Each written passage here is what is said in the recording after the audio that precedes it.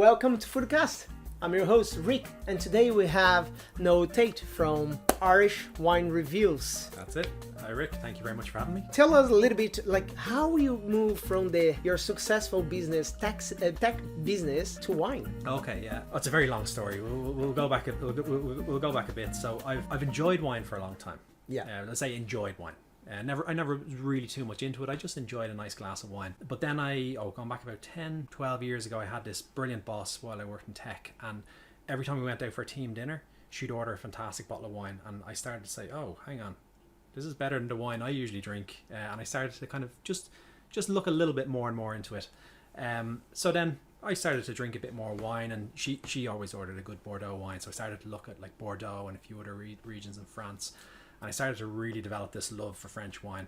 And that then kind of led into, okay, if there's really good French wine I like, maybe there's good Italian or good Spanish wine I like. So I just started to explore a few other regions, and I found lots of styles I like. So then, like a lot of people, the pandemic happened, and I was stuck at home and with a lot of time on my hands and drinking a lot of wine. All my friends were drinking a lot of wine. All my family were drinking a lot of wine. And they knew I had an interest in wine, so they started asking me, I'm popping around to the shop later, what wines will I pick up, or can you recommend any? And I thought, actually, I enjoy doing this. I'm enjoying like recommending wines to people, asking what they like, and then suggesting a wine that they might not have tried but might suit their taste. So from that, I decided, I wonder if I can just start posting these reviews online, because I was still trying a lot of different wines. So I started off initially just with like a lot of people, just an Instagram page. I just took photos of the wine. I tried to take artsy shots, to cork, and tried a few different styles. And I grew a little bit of a following, a few hundred people, and a few comments, nothing crazy.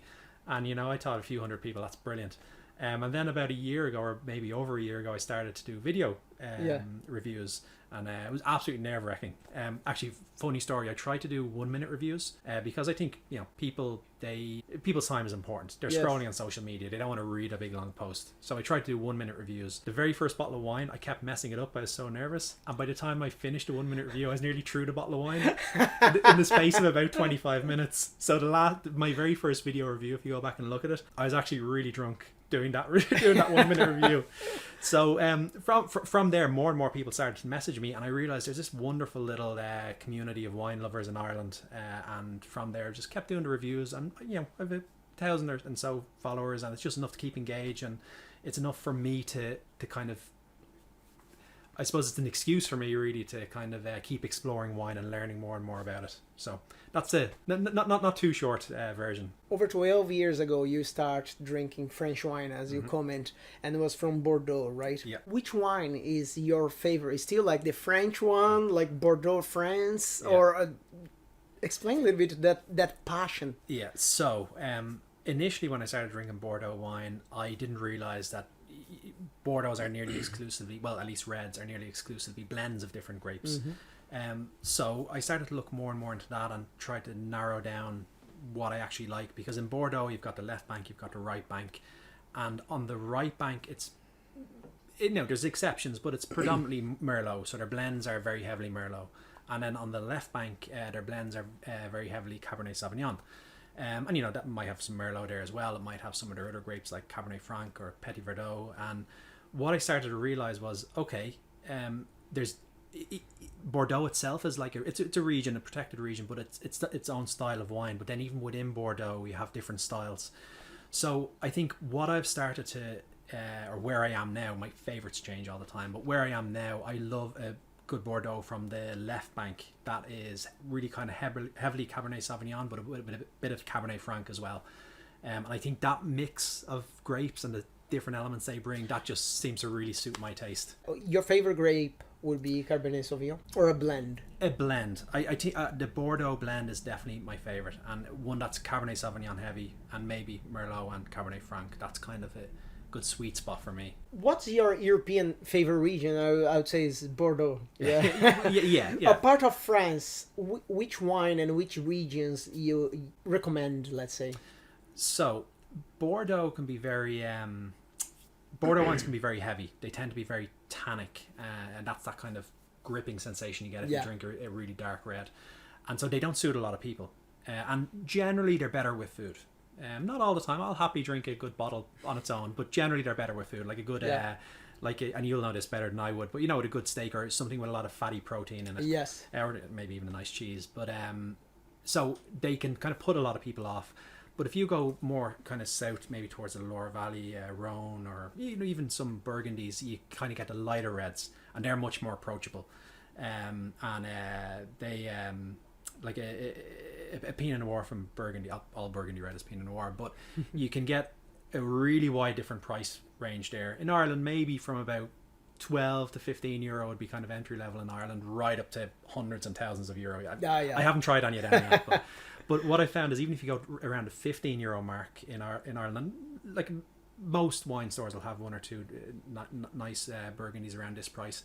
It's a Pinot Noir, it's lighter, it's fresher, it's more fragrant, and it's a much more approachable, versatile wine, I think. So a lot of people, if I'm trying to recommend if they say they don't really like French wine and I'm trying to recommend, I won't always go straight to Bordeaux, because that's that's a specific taste. Yes. But sometimes I'll recommend a nice Pinot Noir, and that I think that they'll like, because they tend to be lighter and fruitier. Why people normally would lean towards Italian wine than French?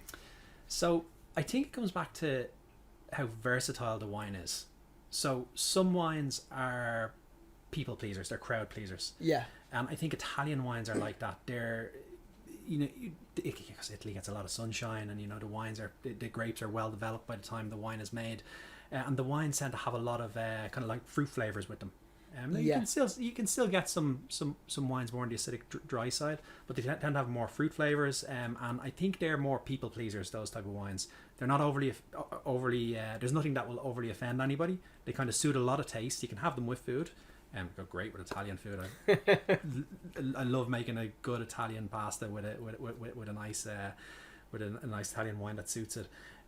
So they go great with food. You can drink them by themselves. Some of the lighter ones, particular, are great summer drinks. You can even slightly chill some of them.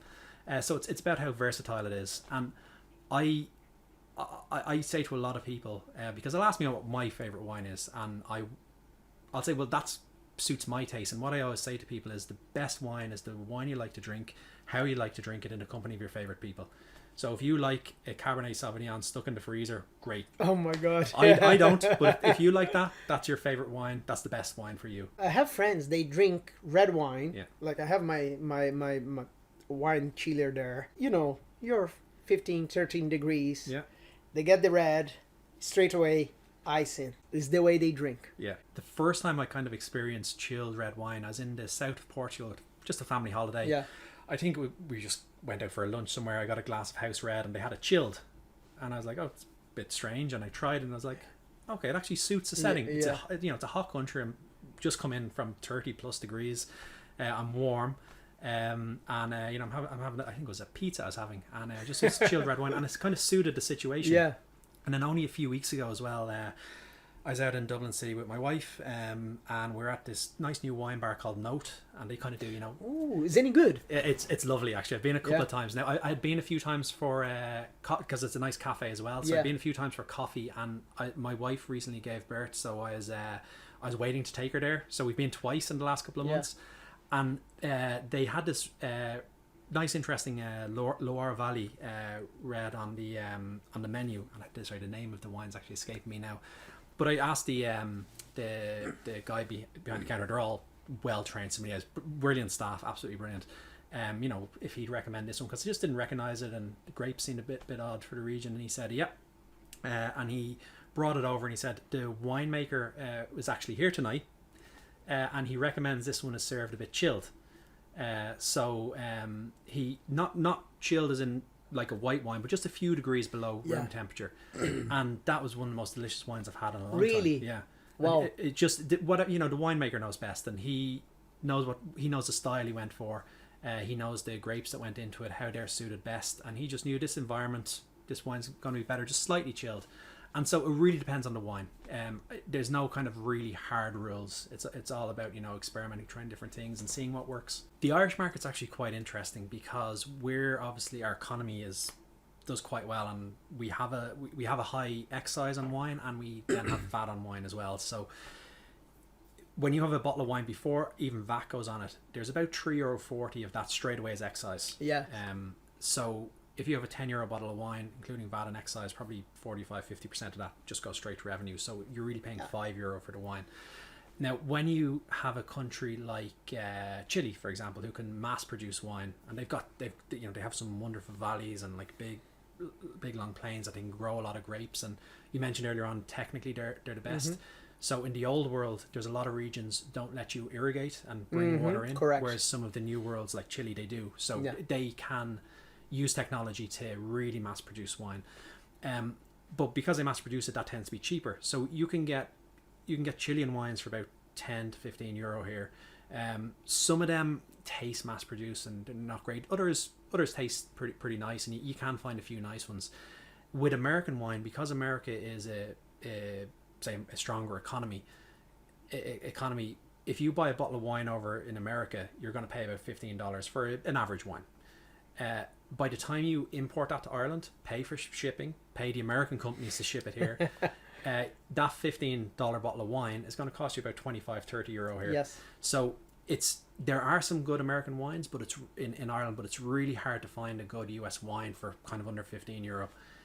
I've had a bit of success around the kind of €20 to €25 really? mark. Yeah, there's a lovely Californian winery called Bread and Butter, and they have in the market here, they have a Pinot Noir, a Cabernet Sauvignon, and a Chardonnay.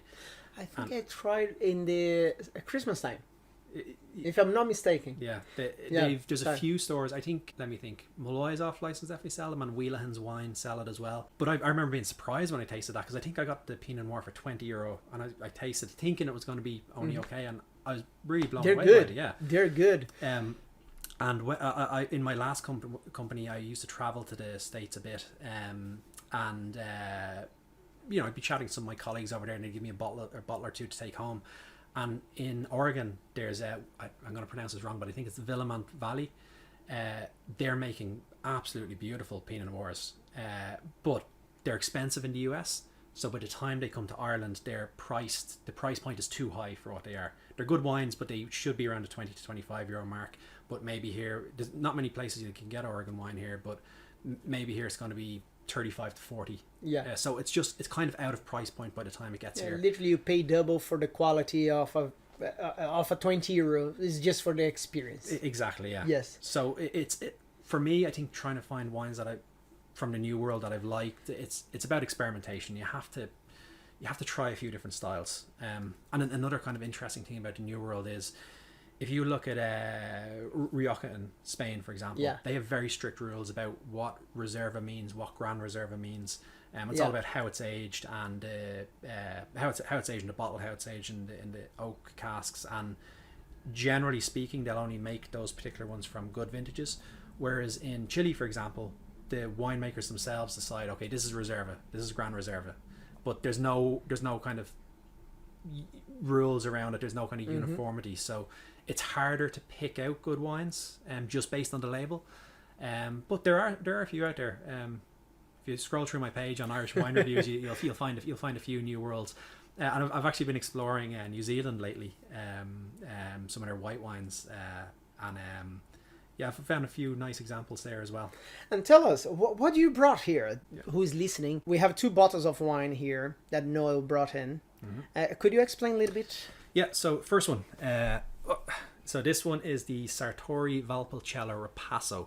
So this wine, and sorry, going back to why I started the page, trying to recommend good wines that people can enjoy and that are readily available in Ireland.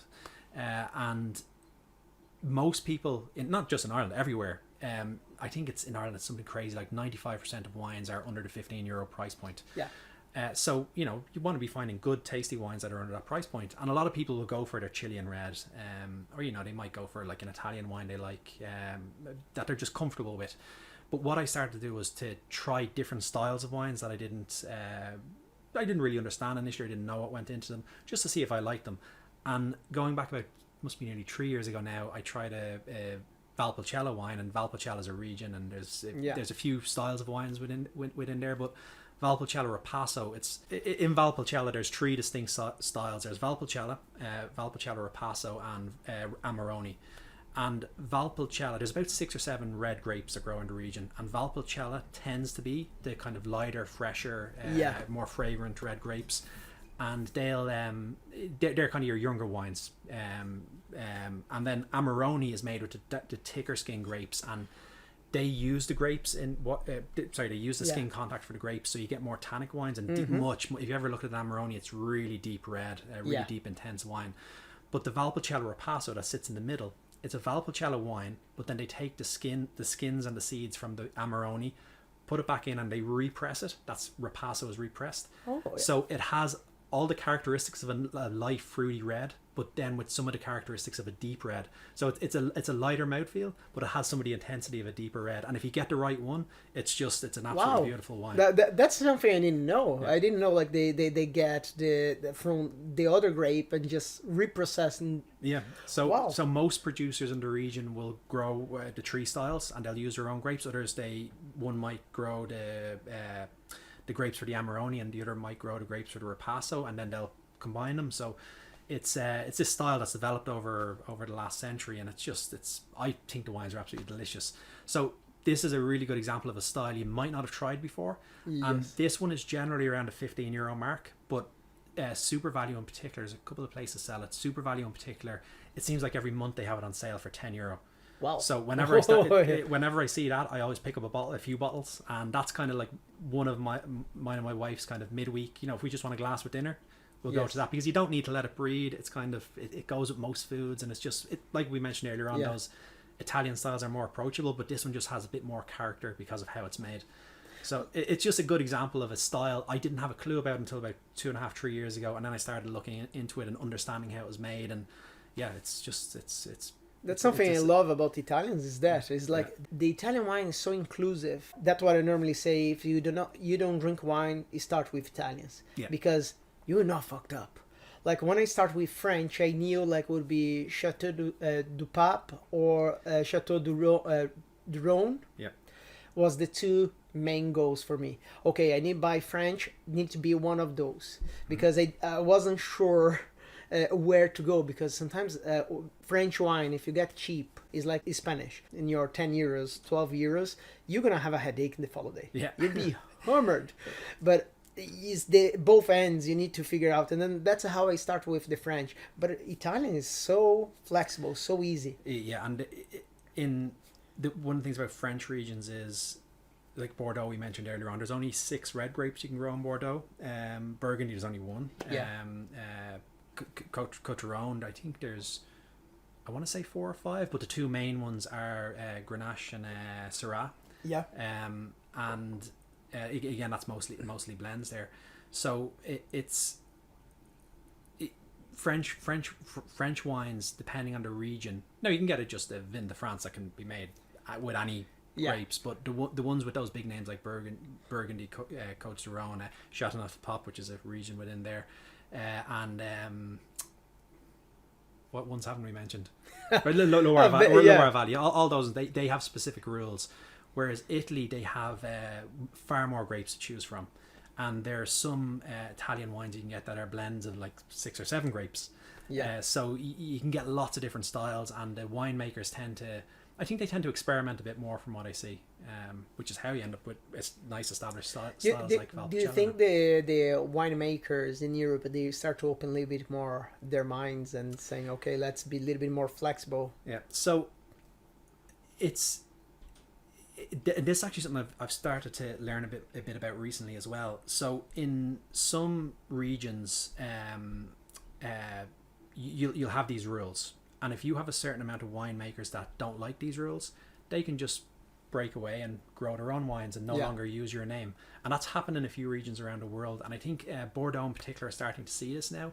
And there's there's chatter in the wine world that they're going to allow more grapes. And actually, I'm doing a wine course at the moment, and the woman who's running it, she mentioned that they're looking at Portuguese grapes, so allowing Portuguese grapes to come into Bordeaux. Now this might be 5-10 years away, and might happen, it might not happen, but at least these protected regions, they're starting to at least look at changing these rules. Now, you can you also have to appreciate that Burgundy wine and Bordeaux wines have the reputation they have because they make good quality wine, and it's been tried and tested for hundreds of years, and it's good for a reason. So you don't want to change it too much, but I think you have to evolve with how the people who drink your wine evolve as well, and you have to change the rules. So I'm happy that they're looking at it. I don't want to see big huge changes, but I'm happy that they're considering it and looking at it. Because like with the global warming and the seasons changing, sometimes the grape will not adapt well. Yeah. And then need to have some change and adaptation. Not change, adaptation. I think that would be the correct word. Yeah. No, absolutely. And especially with thin-skinned grapes like Pinot Noir, for example, they're very susceptible to extreme weather. So a few years ago, I think 2021, a huge amount of the crop in Europe was lost because there was a late frost, or an early frost.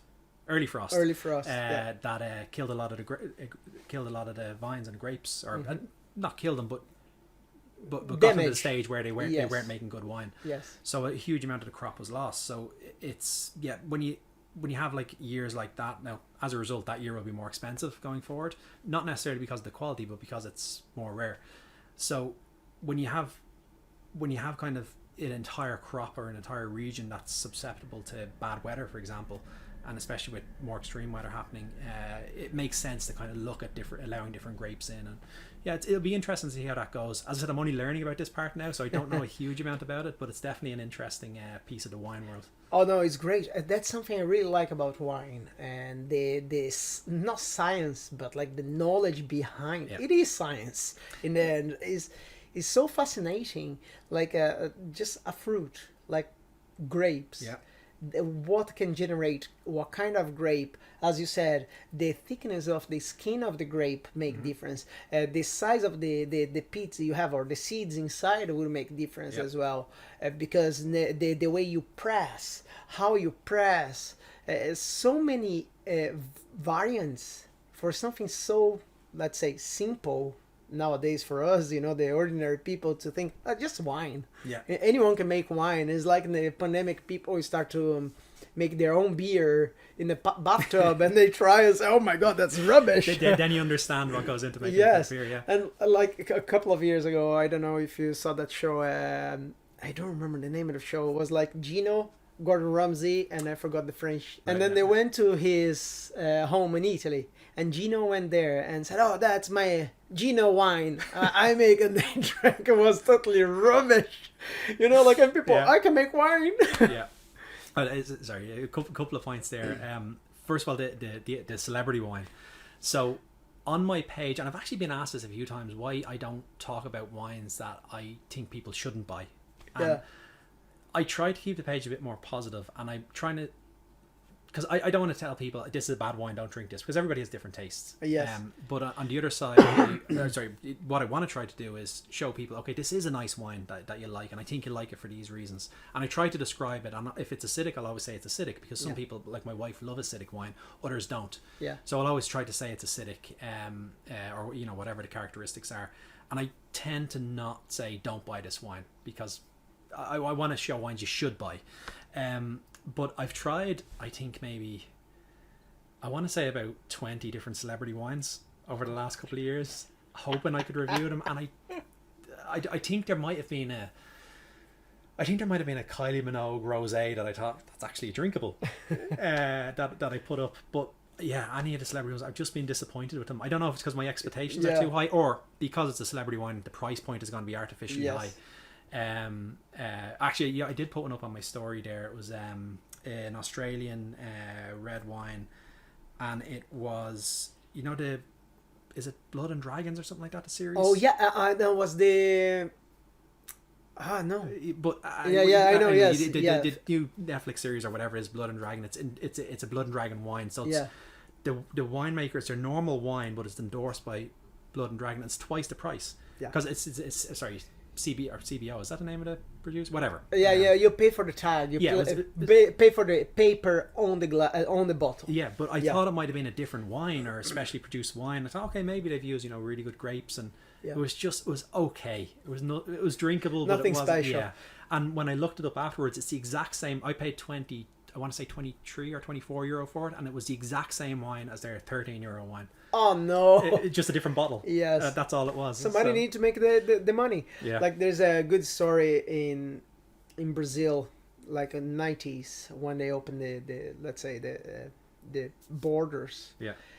When came the first elect president in 1990, the Brazilians said, okay, we need to import wine. That in '89. And they went a couple of months, like literally November, October, came to Europe and said, we need to buy wine because we're gonna, now the tax dropped, we can get containers and sell. Yeah. They arrive in Europe, end of the season. That's it. It's sold. Yeah. Game over. Yeah. So the Brazilians arrived there and said, look, doesn't matter. Whatever you have. We are taking whatever you have. They couldn't find anywhere in Europe wine to the amount they need to send to Brazil. So they found a vineyard in Germany. Okay. Yeah. You see, it's not a joke. Sounds like a joke. They found a vineyard in Germany. They had tons of wine, but they didn't have in bottles. And they said, look, this time of the year, you will not find the bottles. You know, China wasn't making the bottles the way they do nowadays. Okay, China don't make the bottles, but anyway, they had like thousands and thousands of millions of bottles for a specific festival they do every year in that town. Yeah. It's a blue bottle. Yeah. Blue, like blue. And they said, okay, doesn't matter, just put in. They said, okay, those mad Brazilians, okay, here. Yeah. They sent all to Brazil. They sent it at a high premium value. And I remember in the beginning 90s, if you want to show off you're rich and posh, you would have as a present for whatever you go, or a friend, whatever, that wine. I don't remember the name. It was a German Blue long German wine. Yes. And like I never tried, but probably was rubbish. Yeah. With a nice. A blue bottle is just like the aesthetics. Sometimes just like the marketing kicks in. Yeah. The marketing is it's such an important part of wine. So there's another Italian wine. It's a Montepulciano, and it's a longer name I can't pronounce, but its nickname is Twiggy, and it's a lovely wine. I've reviewed it, and we get the odd bottle occasionally as well. But on the front of the bottle, there's a little ribbon, and they tie a twig. Now they say the twig comes from the vineyard, so it's a piece of the vine, a dried twig on the front of the bottle. Yeah, it's called Twiggy is the nickname. Italian wine, Twiggy. Yeah, and I've gone looking for that a few times, and as soon as you walk into a supermarket wine store, you see it straight away. That's the one, yeah, exactly. Sacchagini. Yeah, I didn't try to pronounce it. Sorry, I'm killing. Probably my grandma is just in her grave now. Oh my God, Ricardo, stop! Yeah, but that one. Beautiful, nice. Yeah, so anytime I talk to people now and I try to recommend that wine, I don't even need to pronounce this long name. I just say it's called Twiggy and it has a twig on the front. They walk in, they see it straight away, and it's just identifiable. So can you find in Ireland? Yeah, it's oh god, I think O'Brien stocked that one. Malloy's off license stock it. Super Value stock it, and Centra as well. They both have a lot of their wines are supplied by the same importer. It's widely available in Ireland, and it's around the I think that's 17-18 euro price point. And that's fair price. Yeah, I think for the quality of that wine, again, that's another kind of really approachable Italian red, but it just has, when you taste it, you can just kind of get that sense that it's really smooth, really nice to drink. That's lovely. It's for the quality of wine, I think that's a good price point for that one. How our guests could analyze wine like you do? What's the steps? What need to do? Like step by step, the moment you get the bottle to the moment you're gonna drink. Yeah. How it works, the process. I'm a sucker for a really good looking bottle. If I see a bottle with a really cool label I haven't seen before, or just a really nice elegant label, it always kind of catches my interest.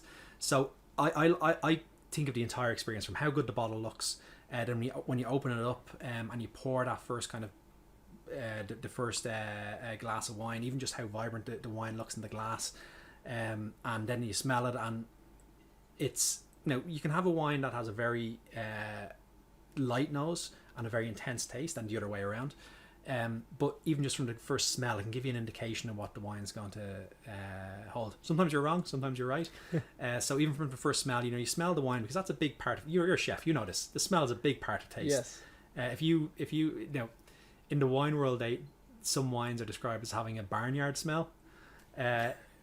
For somebody, a really experienced wine drinker who reviews wine and, you know, tastes wine for a living, they might love that. Your everyday drinker might not. So you have to try to find a wine that you like, that suits your senses, and then, you know, you follow through on the taste. And I don't, if you ever look at my reviews, the video ones, I don't slurp. I don't go and suck the air in like a professional wine taster. And the reason being, people don't drink wine like that at home. You drink wine, you pour it in a glass, and you take a sup. So I'm not going to slurp it and try to get the extra air in to release the flavors if that's not what people at home do. So I'll swish around my mouth a bit to make sure I get as much as I can, but I don't slurp in. Don't try to do anything fancy with it. Just find a wine you like the look of. Maybe you know there's a particular style you like. Try a few ones around that style. If you like Chilean Cabernet Sauvignon, they're great price points, but try a few different ones. Don't just stick to the same one all the time. Try a few different ones, and then if you like, you like Chilean Cabernet Sauvignon, maybe try an American Cabernet Sauvignon. Maybe try a French one, and just try to get a sense of the different styles for that one grape, and then what I do every once in a while, if I'll just go into a store and I'll see a wine I've never heard of before. It might be a region I don't know anything about, and it's only 10 or 12 euro. I might just pick it up and try it. Sometimes it's terrible. Other times it's a really nice surprise, and you think, wow, that's another style I like. And then what I do, and you don't have to go this far, but if I find a style I like, I start reading up about it and trying to understand, okay, what grapes go into this, and how are the grapes made, and if it's in Valpolicella, what's unique about that environment and climate that makes the wine this way. So I'm just a bit nerdy like that. You don't have to go that far. But just try different styles. If you know you like one style, don't just stick to it all the time. Try different styles and think about, okay, does this smell good? How's the taste? And then if you are somebody who eats a lot of steak, you might, your heavy Cabernet Sauvignons and the tannic ones might go well with that. But maybe there's some lighter reds that will go lovely with your steak as well. And if you tend to eat a lot of salads and chicken and fish, maybe you need to be going for the more acidic wines. That will. You didn't mention much about rosé. Yeah. Any reason? So I've actually had a few rosés recently that I like, but I don't really understand rosé very well. I haven't tasted enough of it to really kind of talk about it. I've nothing against it, and there's a few I've tried are absolutely delicious. But I don't understand enough about it, and I actually have a couple more at home that I want to taste now. But so rosé is so sometimes it's described as a white wine but made with the style of a red wine. Yes. And that's white wine generally comes from the flesh, not the skin. So you can actually have some white wines that are made with what look like red grapes, but the flesh is the flesh is much lighter. So some rosés are white wines with red skin, but the skin is pressed with them, or they have contact with the skin, so it produces this rosé color. Others are actually blends. I didn't realize this. I thought that was just a joke, but there are some regions that make a blend of red and white wine to make a rosé. But I've only recently kind of started to look at this. And it was a sparkling rosé. It had like the cage on the cap and everything, and it was it was sparkling. But it's not the Freixenet. No, I don't think so. I saw recently is the one of like sparkly the bottle. The picture is already here. Yeah. And we were guessing. No, but that one was that's one of the most refreshing wines I've ever had. And in the middle of summer, like when you're sitting out for that 2 weeks a year of sun we get, when you're sitting out your back, that would be one of the most delicious wines you could have in that environment. I would say I prefer to get rosé than get a white wine. Me personally, a lot of people are like that, because you still have that note of the red, and that's something I appreciate a lot. My question is, there's any specific way to open a bottle of wine? There's lots of ways to open a bottle of wine. I'll open this one. I'll try to hold it up above the camera so we can see a bit. So sparkling wine. Yes. You don't want the cork to explode out and smash a light or smash a window. A sparkling wine needs to be chilled. It needs to be. If it's too warm, it'll be more explosive. But it needs to be chilled right down, and you're not vigorously trying to shake it out. You're just gently twisting it out and twist and twist. Keep your hand over it, and it'll eventually just pop. That's the most tricky one that people get. Screw caps are very straightforward. You twist it off. A cork, and that has the capsule over it like this. There's no kind of there is an art. There's a proper way to do it. But when you're at home, there's nothing fancy you need to do. You just need something like this, kind of a waiter's friend corkscrew, or even if you don't have one of these and you have the lever corkscrews, that's fine as well. Just use a knife, but do cut the foil off, and I'll explain why now. Should I cut the foil? Sorry, on top of the ring, or in the bottom? No, I'd always go towards the bottom. Now, there's two ways to do it. You can cut it around the bottom and then do an upwards cut, and then it peels off. I try to get it on the rim, just right at the bottom. And now I'm doing this wrong because I'm sitting down, but you should be twisting your hand, not the bottle. And I'll tell you why. I always open wine at the same point on my kitchen counter, and if I'm twisting the bottle, you'll hear this. It's eventually just going to scrape into your kitchen counter, and you don't want that. So you always want to be twisting your hand, not the bottle. So you twist your hand around, and you get around it, and then you do this upward cut here. Oh, and it just pops off. And then put the knife away then, because you'll stab yourself in the hand. I've done that. And you want to be getting the corkscrew right in the middle. Right in the middle. And again, you're twisting your hand. You're not twisting the bottle. You're twisting your hand. You get in, and all these corkscrews will have two levers. Get it in as far as you can. Use the top lever. Just literally straight up. Wedge it out. Get the second lever in. There'll be a little pop there. And that's it. Nice. And so it's not too complex. You can mess it up. If you don't put the corkscrew in too far, you'll tear the cork in two, and then you've got a mess on your hands to try to fish it out. Why people smell the cork? So the reason you smell the cork, and I'm starting to recognize this now, and I as soon as that opened, I knew it wasn't corked. People smell the cork for two things. You can actually get a sense of the aroma for the wine, but the other main thing is you want to make sure it's not corked. And corked can be a misleading term, because some people think if there's bits of cork in the wine, it's corked. It's not. Corked literally means the wine has had a bad reaction with the cork. Maybe there's a bit of bacteria in the cork or something like that, and the wine has reacted badly with it.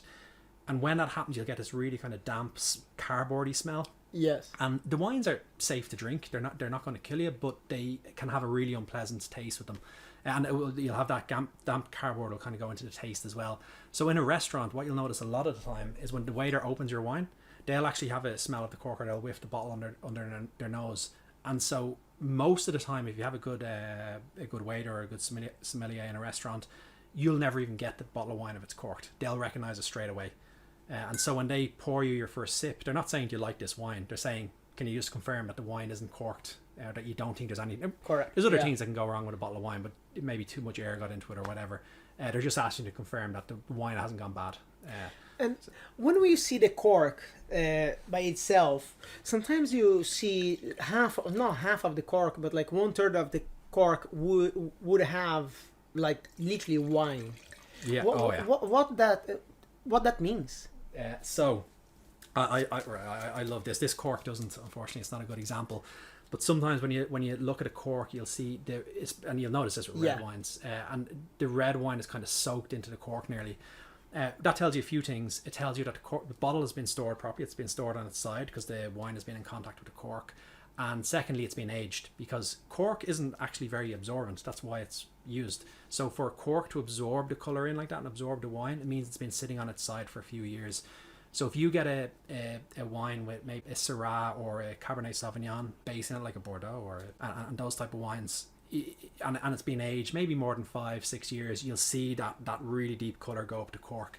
And so that tells you the wine's been aged, and even before you look at the year in the bottle, you know it's been aged, and you know it's been in the bottle for a few years, and that it's been stored properly as well. So that's really all that tells you is the bottle's been stored on the side, so the wine's in contact with the cork, and it's taken a few years to get that far. Now, if you look at really old bottles of wine, I think the oldest bottle I had was probably last year. I was out with me and my wife were out with a friend of mine, French guy who really knows his wine. I love going out for dinner with him because he really knows his wine. And we ordered, I can't remember where in Bordeaux, but it was a Bordeaux from 1992. So it was about 30 years old last year when we drank it. That's the oldest one I ever had, and half the cork was red. Nearly half the cork, so straight away you knew. Now the sommelier in this restaurant we went into, Darwin's in Dublin City, it's one of my favourites. This wasn't actually on the menu. he was French, spoke to my friend in French, and he said, I don't know what they said. And he came out with this bottle of wine that was off the menu. So we had this anyway. But my friend wouldn't let me touch it for about half an hour. He's like, no, finish this wine, let that sit there, let it breathe a bit. And we tasted it, and it was just sensational. So smooth. The flavors were more intense than anything I've ever had from a wine. Why the wine, 2 questions. Why the wine was sitting there breathing? What that do? I answered that one, and then I asked the other one. I will not put 2 in one. So there's, you mentioned earlier on that wine making, there is a science to it. There is. I kind of counter argue and I'd say there's a little bit of art and a little bit of science that you need to combine to get good wine. But when it's sitting out, what it's essentially doing, and I think white wines generally, there's some white wines do benefit from breeding. Red wines, I think most red wines can benefit from at least 15-20 minutes out breeding. But your really deep dark reds, generally they're higher in tannins. And when you pour that first, you have to remember they've been trapped in this bottle for years. They haven't been reacting with oxygen for years, and the tannins can be very grippy, and you can taste it, and they kind of just get you here. And some people describe, I used to describe it as kind of a sharp taste, an unpleasant sharp taste, when you pour an old bottle of wine first. But as you pour it out and you let it react with the oxygen, that's why people use decanters, because you pour it into that. Sorry, that does 2 things. First of all, if there's sediment in the bottle, you can decant it to avoid any of the sediment, and then second of all, there's a much bigger surface area, so the wine is getting more oxygen quicker. And that basically, I don't know, I'm not going to try to explain the scientific part, but what it does is it cuts down the sharpness of the tannins, and it makes the wine taste a little bit smoother. So a lot of the time, if you have, say, a Cabernet Sauvignon, and you pour it out of the bottle and you take your first sip, it could taste very sharp, an unpleasant sharpness. If you leave that for 20-30 minutes and come back to it, you can taste like a completely different wine. Wow. It's kind of like, I don't know the science behind it, but it's kind of like magic. That's all I... The bottles, they have like the screw cap, or they have the synthetic cork. That influencing the flavor of the wine, like if you're aging. And as well, if I go now to any shop and buy a bottle for 10 euros or 15 euros and leave at home aging, can I do that? And then like will make difference, those things? It depends on the wine. So Pinot Grigio isn't going to age well. When you have Pinot Grigio, that should be a young fresh wine.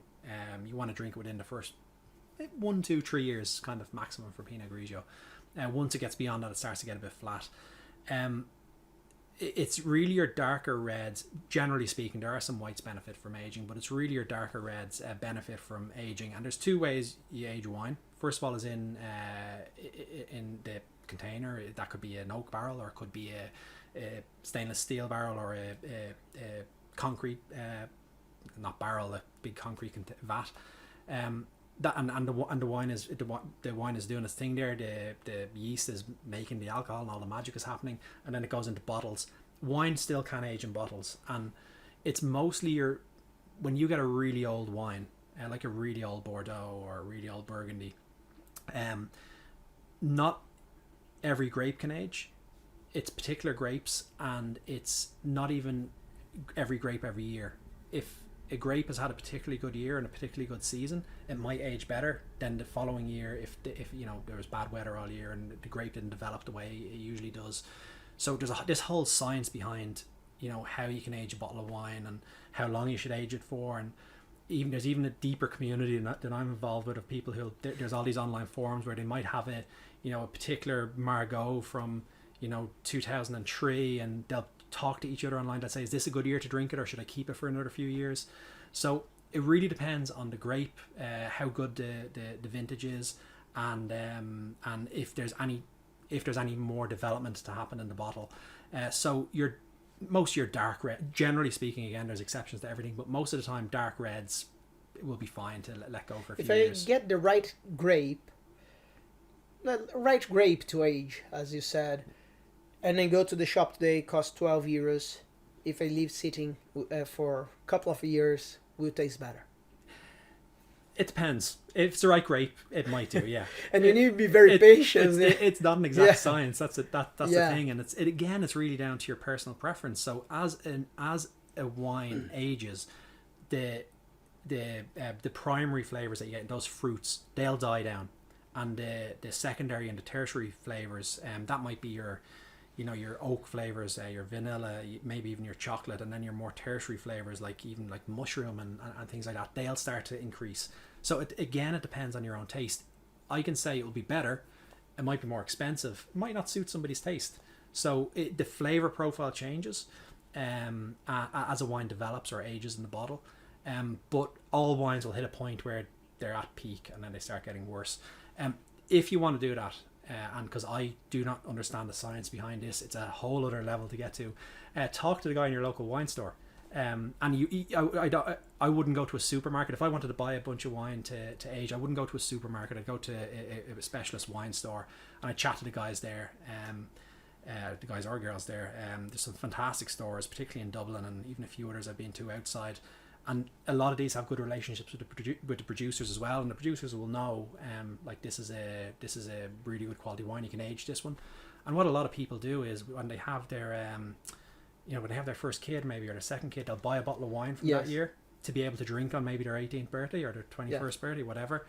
And if you buy a bottle of Pinot Grigio, that's not going to be good in 21 years. It would be a vinegar. If you get the right Bordeaux, that could be a sensational bottle of wine in 21 years. So if you want to do something like that, talk to the guy in your local wine store. Don't just go getting anything, because there's only some wines you can do that with. You got to a good point where the Irish culture for wine happened the past 20 years. We are drinking, Irish is drinking wine for centuries. Yeah. But like to drink as appreciate what you drink is in the past 20 years. And I would say 10 years ago wasn't as good as now. Yeah. Comparing with other markets like the continental Europe, even Brazil, I see the wine culture is totally different. I have friends back home, they work with wine, and one of them literally is like a stock trade.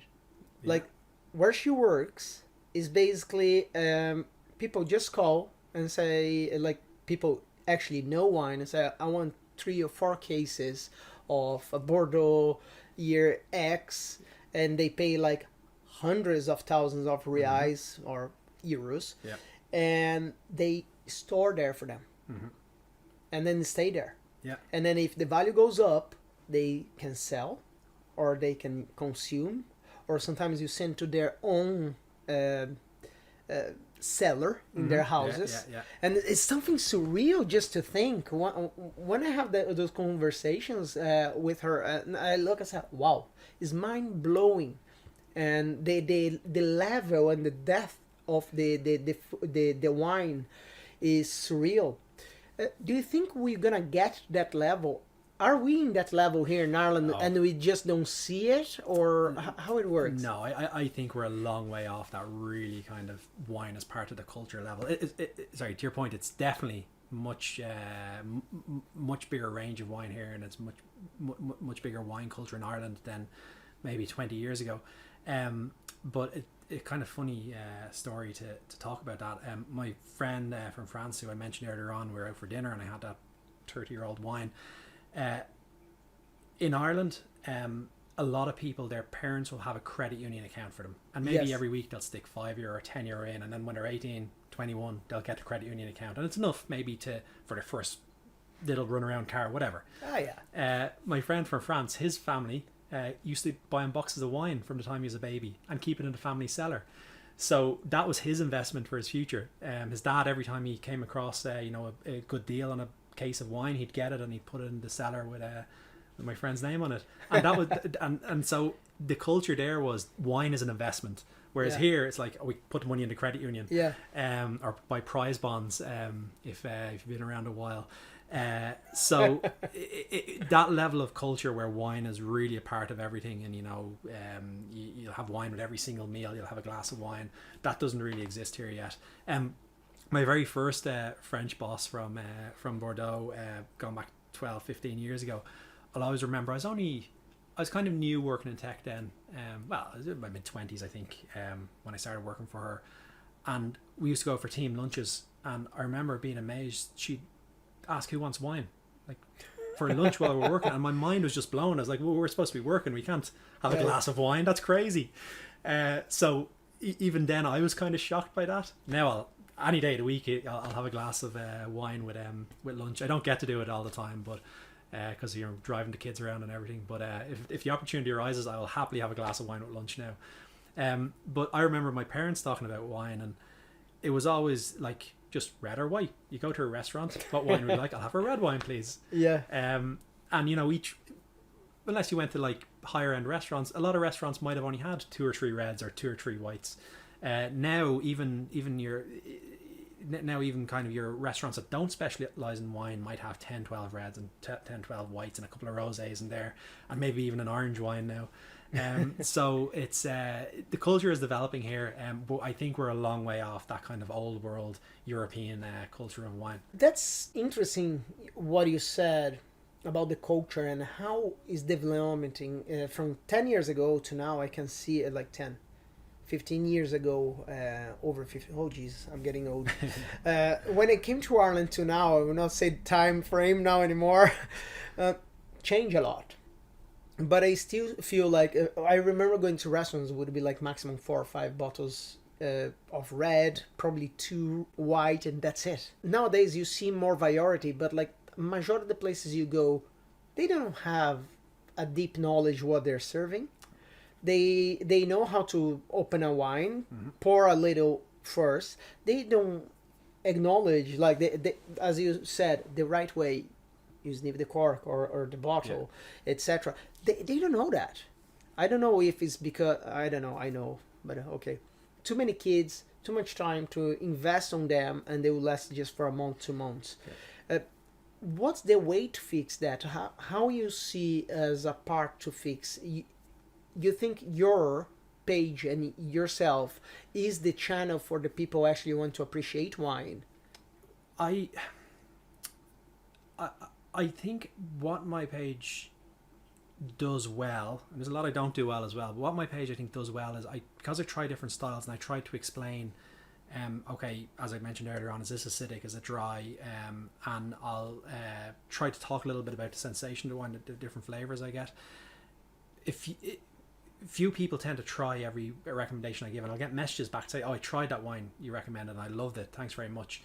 So I think what my page does well is it encourages people to try different styles of wine that maybe they just never even considered, or they never really thought about, or maybe they thought it sounded too strange to drink. And as I said, if they just like their Cabernet Sauvignon from Chile, they're afraid to try anything else. But seeing the review and hearing how it sounded, they went and tried it. So that's the type of good feedback I get, that people tried wines that they never would have considered, and they said that was lovely. Me and my wife have bought another few bottles for this weekend. That's the kind of, I think that's the good learnings that people can take from the page. And even in 2021, I tried to get through a lot of Italian wines. That's how I discovered this guy in front of me. I tried to get through a lot of Italian wines. So I was talking about different Italian styles that I hadn't come across, and the different grapes that go into them. And I got a huge amount of people message me to say, I've never even, that when I started explaining Rapasso, people say I never even heard of it. I tried it and it was lovely. So that's what people can kind of, I think, take away from my page. But I think when you go to a restaurant, even the type of restaurant where the staff aren't, they haven't been sent on wine courses, and you might not understand the intricacies of pairing a wine with food. At least if you know the style you like, if you know, okay, I like an acidic wine, or I like a really dark, whatever way you want to describe it, you shouldn't be expected to explain a wine like a master's. Yeah, not like a sommelier, but like at least have a basic knowledge would be good. But if you can just articulate, okay, I like a light fruity white, I like a light fruity red, I like a really deep intense red, I like something acidic, whatever way you want to explain it, just know what style you like, so that when you go to a restaurant and you don't recognize anything on the menu, you can just ask them. And if you just keep it at a basic level, chances are that they'll be able to say, oh, this one, a lot of people try this one, or a lot of people try that one. And there's a big difference between that and when you go to a restaurant where all the sommeliers have their diploma in wine, and like they'll be able to say, oh, this one's from this particular region in Spain, and the soil there has this type of clay, and so because of that it will have these characteristics, which means it will go very well with your fish. Like you'll get that in some restaurants, yes. And I think it's great, but you're not going to get that in most places. But if you just know at a basic level the type of style you like, that's usually enough to get you by. And look, you're picking out a wine. Sometimes you'll find a great wine you like. Other times you'll get a wine that you don't really like. It's kind of it is hit and miss, but it's all kind of learning. Let's try this wine. Let's see it. Yeah. So this is a Ripasso. So I mentioned earlier on, this for me has the best of both worlds. It's kind of like oh, this one's actually more oaky than I remember, but you when you taste it, you'll get some of the lighter fruits, but you'll also get those darker notes as well. And it's not as we don't have a white surface to hold this over, but it's the lights. Look at that. Yeah, and the light goes very well. Yeah, so, ruby. Yeah, it's a kind of it's a light to medium ruby. Like you can see the outline of your fingers through it, so it's a light to medium ruby. So when you taste this, it's very oaky actually. And like the color of the wine as well, like the way I learned when it's slightly yellow and the colors, what that means. So the older a wine, red wine loses its color as it gets old. And when I say it loses its color, it doesn't become white wine. It loses some of the ruby or the purple, and you'll get what people describe as tawny. And it's kind of like a brownish, yellowish hue. And you'll see it the first time around the edges. You'll start to see this tawny color come through. You won't see it in this one, or at least you shouldn't. No, definitely not. And that just shows that the wine has been aged. Yes. Because as red wine ages and develops, it loses some of the ruby or purple. That makes red wine. And the red. tears, when you put it like on the side and you see the tears, if they come too quick, what that means? So the tears are basically, but in a nutshell, it will give you an indication of the alcohol level. So if you have these tears that are really big and thick and they drop slowly, it's generally going to be higher in alcohol. If nothing sticks to the glass, generally speaking, it's going to be lower in alcohol. So this one I think is around 13. 13.5%. I didn't know that from looking at it. I've had this wine before. So that's what the legs are. So you'll hear people say it's leggy, and sometimes I'll describe a wine as leggy, and that's when I look at it and I think, okay, wow, that's gonna be strong. So when you taste it, now is fabulous. Yeah. So there's more oak in this one than I remember, but so when you taste this, you should get. There's not really the bright, vibrant red fruits in that, but there's a few red fruits. There's a hint of cherry there for me. But what you'll get with this one as well is you'll get some of those darker notes coming through as well, and there's a nice hint of acidity on this one. Yeah. So I mentioned earlier on, my wife loves good acidic wine, and that's why she likes this one. She just likes that kind of mouth-watering acidity that you get. But I think if you get a wine with the right level of acidity, that really helps the finish. Because the acidity is what makes your mouth salivate. Yes. And if your mouth is salivating, it tends to make the flavors stick around for longer. That's something I don't put in my reviews in the wine, because I think people probably in the wine community probably would murder me. The salivating, I know the acidity make you salivate, but that's umami. Yeah. And they don't describe, they say acid, dry, bold. They don't put umami. Yeah. I would describe as umami, and I really want to say, oh, there's a lot of umami or something, but I think people would just say, what the fuck you're saying? Yeah. Just shut up, go back to the kitchen. I haven't been brave enough yet to say umami or nami in my reviews. But that's exactly what it is. It's that kind of sensation. Yes. That a food or a wine will bring. Because when you put something like that, what do you want to pair something you're gonna get umami? Like why it works well with meat, because afterwards, like meat sometimes, depend the cut you're getting and how you cook. Like chicken example, normally it's dry if you don't know how to cook.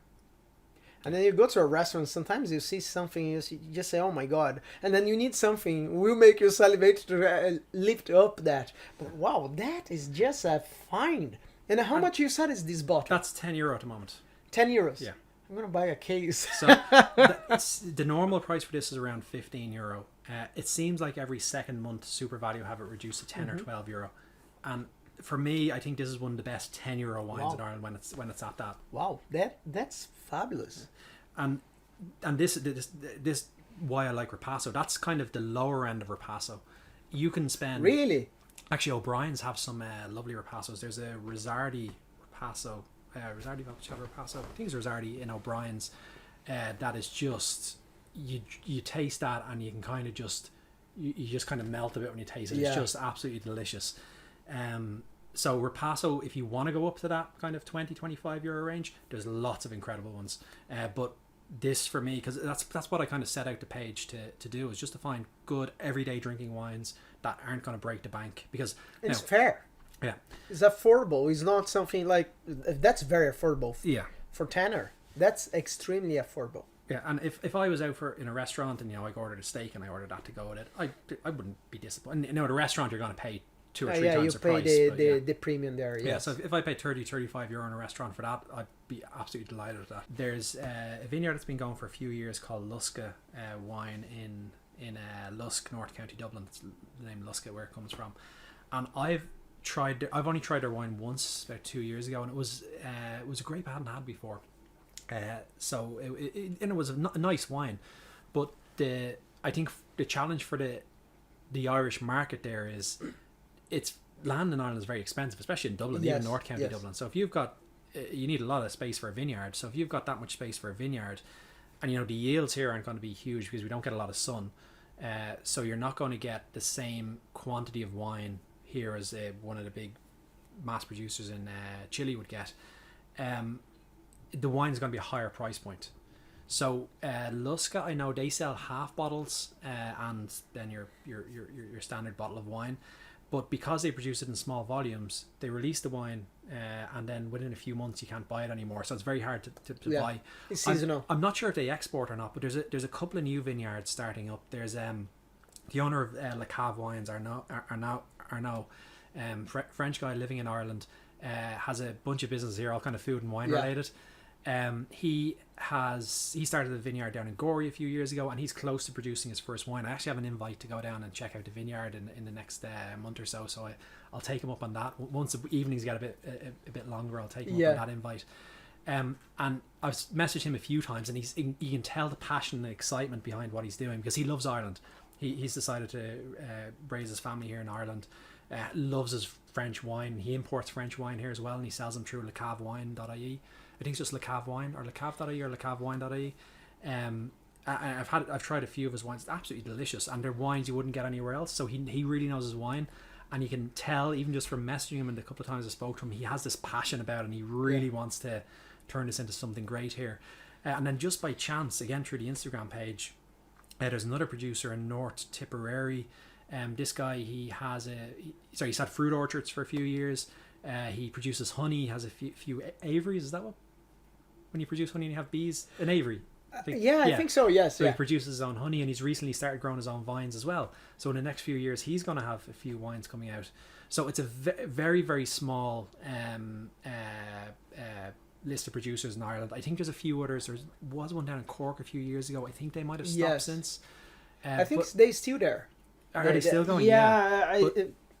But it's, make sure, yes. It's a very niche producing market in Ireland. And the thing about it is there's some grapes that you need a hot climate to grow.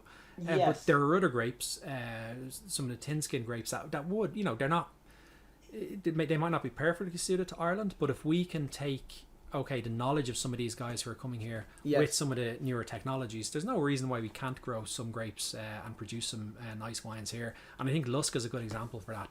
Their wines are pretty tasty, but again, it's that because it's grown in Ireland, land in North County Dublin, the price for everything in Ireland is higher. It's going to be a higher price point than an equal quality wine, say that maybe a northern French wine. That would be a closer climate. So it's a very, very small number of producers here at the moment. It'll be a premium. Yeah, but there seems to be more people interested. Do you think the quality would match the price? That would be the challenge, because and that's one of the things I talk about when I try to score wines is, this is a good wine, here's my score for it, and I use the 0 to 5 model. I don't do the 80 to 100. I try to give it out of 5. I think that's more. I do the same, like 0 to 5. Yeah. Like 0 to 10 was my first idea. Yeah. But I open a range.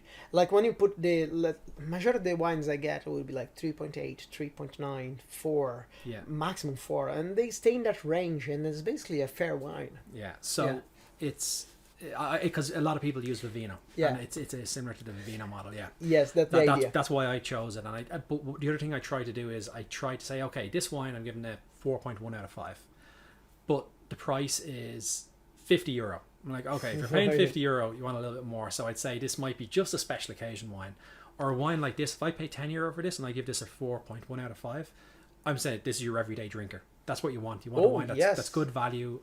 It's not going to break the bank, and it's tasty. It's your everyday drinker. So that's what I try to bring into the wines. So if I was reviewing Irish wines, it's a bit misleading, Irish wine reviews, because I haven't actually reviewed an Irish wine on the site. I will.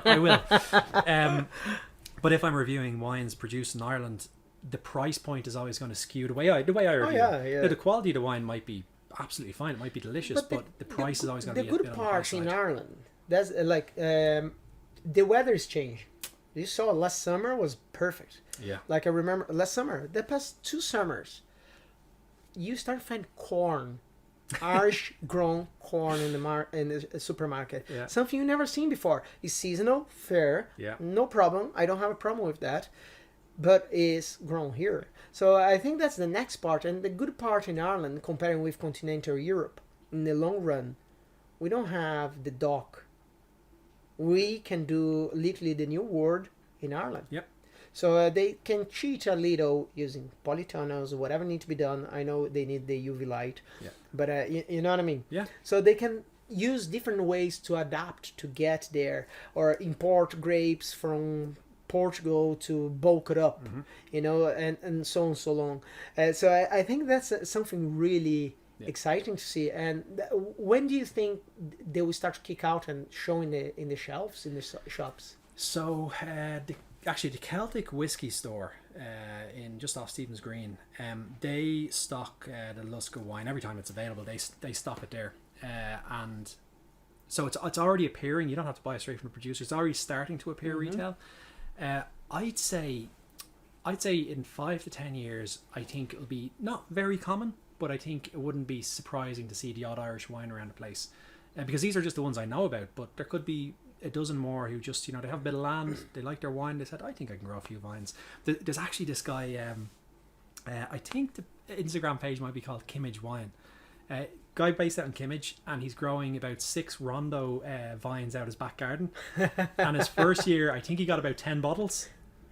But that's just like a hobby producer. Yeah. So if you get more and more kind of hobby producers like that, and it's one wall he has out his back, just is south facing, and he gets all the sun, it's sheltered, and he can then control the water, and he was able to make wine himself. And I love making things myself, so even I love Italian food, and I make my own pasta from scratch sometimes. When I do, it just tastes better. And could you imagine if you grew wine yourself? That first taste, it doesn't matter if it could be the worst wine in the world, but if you taste it, it's going to taste like the best wine in the world. It's like Gino's wine, yeah. Gino he was drinking, oh, that's amazing. And Gordon just, oh my God. So I think the more people you get that are these kind of hobby producers, that will eventually lead up into bigger. It's the same mass with producers. the beer making in Ireland. Exactly, yeah. If you see 10 years ago, didn't have much of the smaller breweries, and then they start I think about like 7-8 years ago was the Wicklow Wolf, and then they start to grow, and now there's the Hopfully, and there's the other breweries popping out of between brackets nowhere. It's not nowhere, they are in the market the past couple of years. It's just like now they start to being seen in the scenario. I think the wine is the next but the next step for the Irish wine would be that. But that said, what would be the next wine train in your opinion now? Oh, the next wine train. Who would be the next sexy wine in the shelves? Well, definitely not a celebrity wine. You know, I know sometimes, actually, you know, I messaged a German friend of mine a few weeks ago because I had a German wine that I really liked. It was a German Pinot Noir, and I was like, I knew, you know, Germany's famous for its Riesling and so on. I'm not a big Riesling drinker, but apparently Germany makes some of the best Rieslings in the world. But outside of that, I didn't think they made anything. And I tried a Pinot Noir from Germany that I liked. There's a review of it up on the site. And I messaged him. I was like, I didn't realize Germans actually made good red wine. And he had some kind of snarky reply back. I was like, I think that's bad marketing on Germany's side. But anyway, German wines, I think, based on that and based on a few others that have been recommended that I have at home to try, I think German wine might become a bit more popular here. It's actually one of the biggest wine producers. I think it's in the top 5 wine producers in the world. Or definitely top 10. But it's not very popular in Ireland. I don't know why. Maybe just our taste didn't. They're very good. I think the main issue for the marketing for the German wine is their names. It's difficult to pronounce. Yes. Yeah. Even it was a Pinot Noir I tried, and I looked up in Germany. Pinot Noir has a different name, a German name. Yeah. I didn't say that in the review. I just said Pinot Noir. I in the written text underneath I said it, but and even the different classifications for wine within Germany, they're just because imagine you said, what are you gonna drink tonight? I'm gonna drink Chateau de Rhone, like French. It sounds beautiful, and then sounds sexy and beautiful. Pinot Grigio or whatever, like Italian, and then I would drink a what? It's a little bit brutal what you're drinking. So, if they can become a bit more friendly with their marketing and make it easier, maybe they'll take off. But yeah, so Germany it's not just Riesling in Germany. There's some other lovely wines as well. Italian wines in particular. Now, I know there's some Chiantis that are very, very popular. There's a few Tuscan wines that are popular in Ireland as well. But you don't really get your mass producers like you do your Chilean wines or your Australian or New Zealand wines. You don't get the mass producers. So I honestly think people are going to start moving away from these mass-produced wines that are, they're again, when I say with wine, you have to take price point into account. And when you think, right, what's my everyday wine that I can have a couple of glasses with dinner on a Wednesday? You don't want to be out spending 20, 25 euro for that. You want 10, 12, maybe up to 15 euro. And I think people are going to start moving away from just the base level of those and maybe paying an extra couple of euro more for the kind of non-mass produced Italian wines in particular, like this one here, Ripasso. Even in the last 2 years, I've seen more and more Ripassos come to the market here, and they're not going to come to the market if people aren't buying them. So I'd say more of those kind of styles that aren't as well known, but offer a lot of value and are just kind of approachable everyday wines. I think we're going to start seeing more and more of those. It scares me a little what you said, because now the tax for alcohol, every single year they're putting up because of. I know we have a reputation of drinkers, but I think that's already changing. It definitely is. Is working the taxation in that sense, but they still nagging, impressing the drinking industry, and the reflex is we need to pay more. The same bottle you would pay in Italy probably 5 euros, you pay here 15 euros. The point is the supermarkets know there is a limit. People will not go beyond 15 euros per bottle. That's what they sell is below 15. If it's above 15, that will be sitting in the shelf for weeks to make the money back. What worries me is they will start to buy cheaper wine and bring to the market cheaper and not good quality wine just to reflect that, and something worries me a little in that sense. But you need to find a balance. But I think you're in the right way. I think I'm a little more pessimist thinking the marketing way and what they could do. I hope you're in the right mindset comparing with me. I'm an optimist. I like to think that the quality will always win. Quality at a good value. Oh yes. Yeah.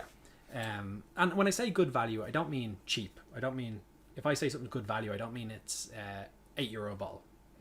If it was a nice wine and €8 a bottle, that's great value. Give me the full container. Yeah, when I say good value, I mean at this wine here at €10, I think this is great value. That's at great. 15, I still think it's good value. It's a lovely wine. Yes. And because it suits my wife's taste perfectly, it means I always win at home when I bring home a bottle. So, but Irish people are getting more adventurous with their wine taste, and I think as that taste develops, they'll move away from the mass producers and more towards the not necessarily smaller producers. Some of these guys are massive, but the less well known styles and even varieties of wine and the whole lot. So I'm starting to see more and more of that over the last few years, and Even there's a friend of mine. He knows his wine, but there's another friend of ours who see just as much. He's just, is it red and wet? Great. But even now he started, because I've recommended a few Riocas to him, and even now he said, "Oh, I actually did like that, and that tasted more like this." And so even somebody who's just like, it's red and wet, I'll drink it. Even now he's starting to see the differences there, and I'm seeing that more and more, which is nice to see, because the nice thing about wine is it's I think it's a great social drink. Yes. So one of my favorite things to do in the world is sit at home. The kids have gone to bed, or the younger kids have gone to bed at home. We were just finishing our dinner with my wife, and we just have a glass of wine and we just chat about the day, whatever. That's one of my favorite things to do. We're not downing bottles of wine.